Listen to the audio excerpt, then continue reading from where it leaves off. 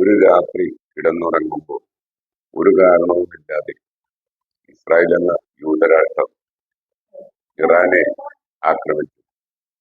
ഇറാന്റെ ശാസ്ത്രജ്ഞന്മാരെയും 80ഓളം നിരപരാധികളെയുമാണ് ഒറ്റ രാത്രി കൊണ്ടുകൊണ്ടിരിക്കുന്നത്. അവർ വിചാരിച്ചു അതോടുകൂടി കാര്യങ്ങൾ അവസാനിച്ചു. ഇപ്പോൾ ശക്തമായ തിരിച്ചടിയാണ് ഇറാൻ നടത്തിക്കൊണ്ടിരിക്കുന്നത്.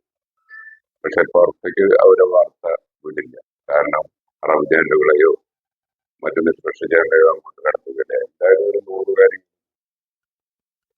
പരിക്കേറ്റ ആശുപത്രിയിലാണ്. 10 പേർ മരിച്ചെന്ന റിപ്പോർട്ട് വന്നു. ഒരു പ്രൈവറ്റ് ജെറ്റ് അടിച്ചിട്ടിട്ടുണ്ട്. ഇന്നലെ രാത്രിയാണ് ശക്തമായ ആക്രമണം നടത്തിയത്. ഈ പാവപ്പെട്ട ഗാസ നിവാസികളെ കൊന്നൊടുക്കിയതിനുള്ള ഒരു ക്രൂരതയ്ക്കുള്ള തിരിച്ചടിയായി ഇതിനെ കണക്കാക്കാൻ.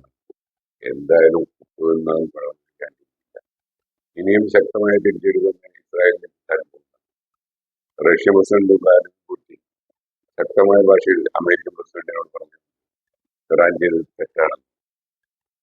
അപ്പോൾ നമുക്ക് ഇസ്രായേലിന്റെ യൂതന്മാരുടെ ഈ ലോകത്തെ തെമ്മാടി